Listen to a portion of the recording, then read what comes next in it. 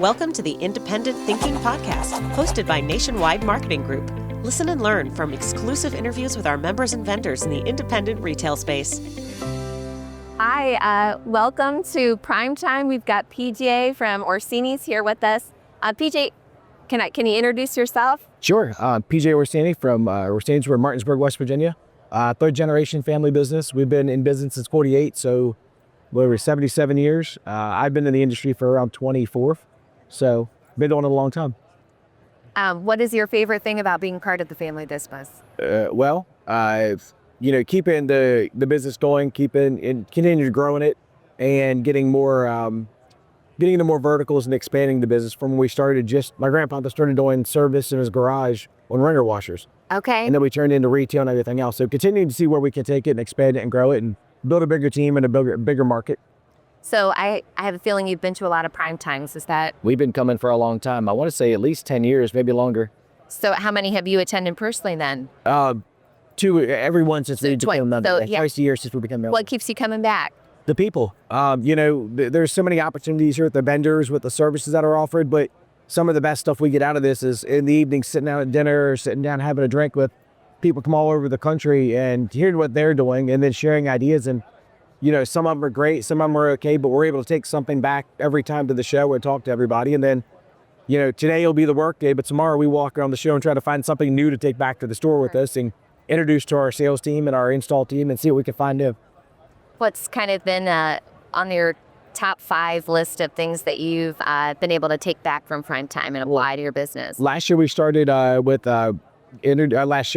started introducing a new POS system. So we're working with Althea to get that going. We use a lot of the service here, Synchrony, for all the financing they do. We do a lot of Whirlpool and GE business, so we'll meet with those guys today. Right now we're focused on the website, the OneShop. We met with James yesterday and really got some things going there, some stuff we're going to work on today. So this trip is really focused on seeing what's new, of course, in the products, but working with the OneShop team to make sure we're ready for Q4, the busy time of year with the Black November and all that, and then working with Synchrony to make sure all of our financing stuff is ready to go so we're competitive. Awesome. And there's a lot going on, obviously in the world of digital. Did you attend the AI session yesterday? We missed the AI session. We were actually with the OneShop in their open house for a while before that, and then work called, so we had to go back to the office to stamp some emails. We did miss that, but I'm sure it was recorded, so we'll catch up back in the office. So obviously there's a lot going on in the world of digital. What are you most excited about when you kind of look at the trends that are happening, and what do you think is going to be most impactful for your business? As you said, AI, where that rolls into our business when it comes to our digital online presence for shopping, how people find us and where they're going to find us. Content creation is going to be a big one for us. We want our voice and our story to be heard from us rather than, the ads and stuff everyone has are great, but that's for the manufacturer. We want our flavor on it, and we do that. So we're working on that. And then just the data we get from OneShop, like where we're being found, how we're getting things, where customers can find us, all the new stuff that's coming with payments and everything. We're really, dialed in on this show to get that locked down going into Q4 and make sure we're ready to roll with that, and then see come the spring show what's new in the next 6 months. So what has been your approach to content creation? That's been a kind of a big talking point I've heard it across the whole show. People, some are infusing a little bit more humor or, kind of putting themselves out there in ways that, might have felt a little uncomfortable a few years ago. So what's in your strategy as you look at content creation and putting your own flavor, your own spin on things? So we do a lot of outdoor live cooking demos at our store, and we have a local guy he does that. He's a videographer. So we have him do the events to make the stuff for us and shoots a ton of B and C rolls so we can use it whatever we need. We've worked with Prime Media before. They've done some stuff in our space. They've done some filming of our installers. Yep. Just trying to, let everyone know that in our company, the people you see are who we are. It's my installers. It's our team. I'm usually there about 60 hours a week, so we're not hard to find in the store. And, giving it more of the reason we've been around 77 years is because we're all there. We work the business. So that's going on. We've got some stuff we want to get into probably when Q4 slows down into next year, more streaming stuff, maybe some live stuff in the store. Yep. We have another event coming up next month, so we'll have the videographer there for that. So just trying to do a lot of that. And then same thing here, we're filming and taking pictures here. We'll roll that back into what we're doing. So a number of things. Our customers will see that we're not just here for a vacation, and it's great to be in Nashville, but we are working. We're trying to find, get the best deals we could take back, get the best services, try to roll that in so they can see what we do when we're not in the office. Absolutely. And I'm assuming, that sets you apart from Big Fox, of course, in terms of like putting a face in the name. And is that personal one-on-one kind of support, recognizing, people's faces and knowing that you're part of a family that's building a legacy in your community? Has that been the key to success for all these years? That's been great for a long time. Our dynamic in our market's changed. There's so much new construction that people are coming in from all over the Northern Virginia, DC area. They don't know who we are. Okay. They're, trained to know a Lowe's, a Home Depot, a Best Buy. They're trained to go to a box store. Our job is to let them know we can do what they do and do it better. So we've really worked on trying to gain that customer. So a lot of our focused marketing has been going after customers that don't know us. The ones that do know us, the generational customers, we're pretty secure we've got their business. Yes. So we've taken good care of it, but now it's acquiring the new ones and getting on their radar to let them realize, we can outperform all the box stores, and they just need to give us a shot and come in the door. And that's a new learning curve, I'm sure that you've been on that journey for the past several years, but yeah, it's certainly a shift in strategy. It's an always-on marketing strategy. You always have to marketing. You always have to go where the people are. We do on-site stuff. We do off-site demos. We do whatever we can to get in front of people, and then just little things like selling consumable products for the outdoor space, like barbecue seasonings, rubs, sauces. Somebody might come in just to buy something that's $10, but they have to walk past everything else and see what we have. And we've gotten a lot of customers like that over the years. During the opening session, we talked a lot about leaning in, even when things are a little bit uncertain, maybe not, not waiting for the waters to all calm down. It sounds like there's been a lot of change in your market over the years. Was this was everybody kind of fully on board as part of this transformation, or was there, a little bit of culture shift that had to happen within the company to kind of really lean in on the digital front to scale up to reach these new customers? All the above. If you go back in time, we were in the high growth market during the first home boom, right? Then the recession hit and everything changed in our market. Foreclosures everywhere. So it was a roller coaster. How do we go up? Back then, the advertising was different. Then we had to let people know we could help them. Then, so now it's a lot more of the flyers are going, the newspaper stuff is all going. It's more focused on the digital. And my wife and I, we do a lot of that work internally. Nationwide, the team handles all of the stuff through the OneShop platform, of course. Awesome. So we don't have to do the day-to-day stuff, but anything we do, like on the social medias and stuff we want done, we generate all that in-house. That way we've got, a double team here. We've got Nationwide doing their thing with all of the ads from the manufacturers, and we're consistent with the branding they're doing. And then we're also doing our stuff, so we can kind of hit it both ways. And the sales team typically gets to see everything. We try to include a lot of them in some of the stuff. Same thing with our installers. We do a lot of content with whether they're unloading trucks, they're at homes, the before and after with installs.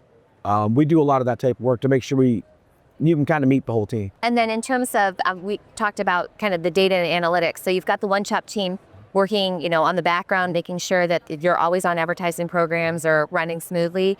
What does that, the visibility to kind of the performance of those ads and kind of how those dollars are working for you? How have you leaned into that in terms of, kind of getting deep within the analytics, or, is that just kind of person to person updates on how things are going? So it kind of works, I guess, across the board with it. Like, we'll get the information and see where we're going. We'll make adjustments to where we need to be. Awesome. I challenged the Nationwide team at, I guess, 2 shows ago on the winter show, how we wanted 2025 to go. We wanted a new website. We wanted to change our marketing. I was going after a specific competitor in my market. I wanted to overlay everything they did.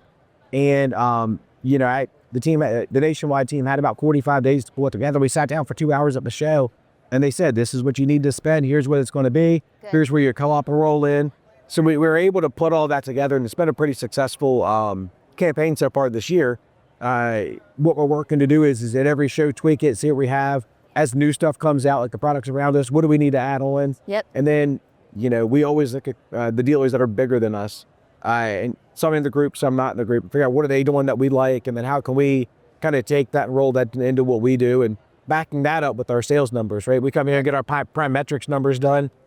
We get all that, and then I can go back next week to the store and I'll audit our showroom and look at what the group is selling, what my market's selling. Do we have it or we not? Are there opportunities or pockets? And we try to find all that once we have that, we shift the advertising around where we want to go. And we have a bunch of big sales coming off this time of year. Yes. So we're getting lined up for those. And what do you see, it kind of as a look ahead, you certainly have a pulse on, everything that's going on. How do you stay informed to make sure that, you're ready for kind of the next wave of technology? A lot of other businesses and markets outside of just the appliance industry look at trends from anything to, the luxury council does a really good job here, but looking at trends with the luxury spaces outside of this, like brands, manufacturers, watching a lot of data from, the economy, where things are going. And then I'll reach out to like Doug Reedy probably once a month and we just have a conversation. I'm like, I'm seeing this, what do you say? And the whole leadership team here, Christopher Flum, all the guys, I'll kick with those guys and see what I'm kind of seeing and where they're at. And then other big dealers in the market, we're all kind of friends with this industry. Yeah.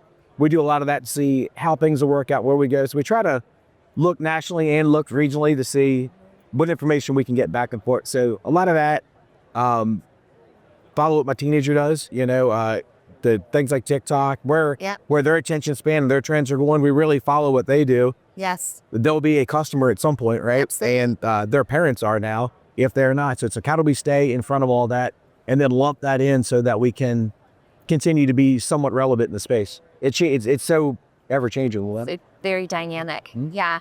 So, when you think about kind of each generation, leaving the company better than they found it, what do you see as your legacy? I hope my kids, I hope my kids smarter than staying in this business. I hope people get something that's a lot easier. I mean, it's great. I'm fortunate my family worked as hard as they did to do it. My wife is now in the business with me. She's been in for years. Helps me take a lot of the work off me. Handles a lot of stuff that, we can kind of double team, but just continue to grow the business a little more, continue to take care, make sure our quality level doesn't drop as we scale and get bigger, and then look for new opportunities for, expansion, for growth, to add more sales team. When we moved to our new location in 2019, we added a cabinet, kitchen, and design team. Okay. So that's a new vertical for us in this store, and that's been a good addition. And we've leveraged in the group here, the FEI group. Yes. KNBA. Yep. Brian and Graham, those guys have been great. They've opened up another portfolio of brands and manufacturers and opportunities for us to take advantage of in the space we were already in. Awesome. So just trying to wrap everything into one lump, sum here and see where we can maximize spending and our time.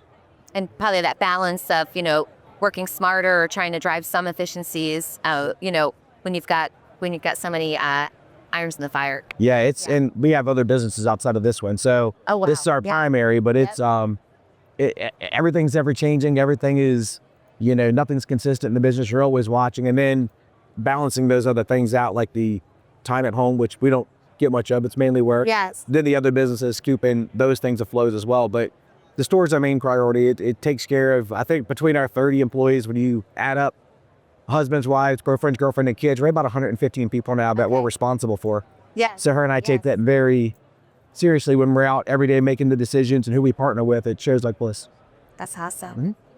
Thank you so much for spending this time with us. Was there any questions that you wish I would ask that I didn't? No. Well, we're just excited to get out on the floor and spend some money. Yeah, I won't hold you back. Head on out there. Thank you so much. Thank you very much. Really appreciate it. Thank you for the time. Thank you.